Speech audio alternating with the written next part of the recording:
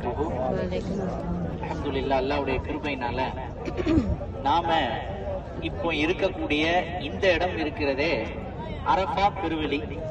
நம்ம ஹதீஸ்கள்லையும் குர்ஆன்கள்லையும் பயான்கள்லையும் கேட்ட அரஃபா பெருவெளி அப்படின்னு சொல்லி கேள்விப்படுறோமா இல்லையா? அரஃபா என்ற இடம் இந்த இடம். இப்போ இத பத்தி நாம பொதுவாவே புரிஞ்சிருக்கிறோம். அரஃபான்னாக்கா ஹாஜிகள் இங்க என்ன செய்யணும்? தங்கணும். முதல்ல இங்க என்ன செய்யணும்? இருக்கணும். அதுக்கப்புறம் தான் என்ன செய்வாங்க? இங்க இருந்து புறப்பட்டு முஸ்தலிஃபாவுக்கு போவாங்க. முஸ்தலிஃபான்ற இடம் இப்ப நம்ம பஸ்ல போவோம் இன்ஷா அல்லாஹ். அதுக்கப்புறம் அங்க இருந்து மினாவுக்கு போவாங்க. டென்டா இருக்கும், அங்க போவாங்க. அதுக்கப்புறம் அங்க இருந்து ஷைத்தானுக்கு கல் எறியறதுக்கு எங்க போவாங்க? ஜம்ரத்துக்கு போவாங்க. சரி, எனவே இந்த இடம் தான் என்னது? அரஃபா பெருவெளி. இந்த இடம் எப்படிப்பட்ட இடம்? ஏன் அரஃபான்னு பேர் வந்துச்சு?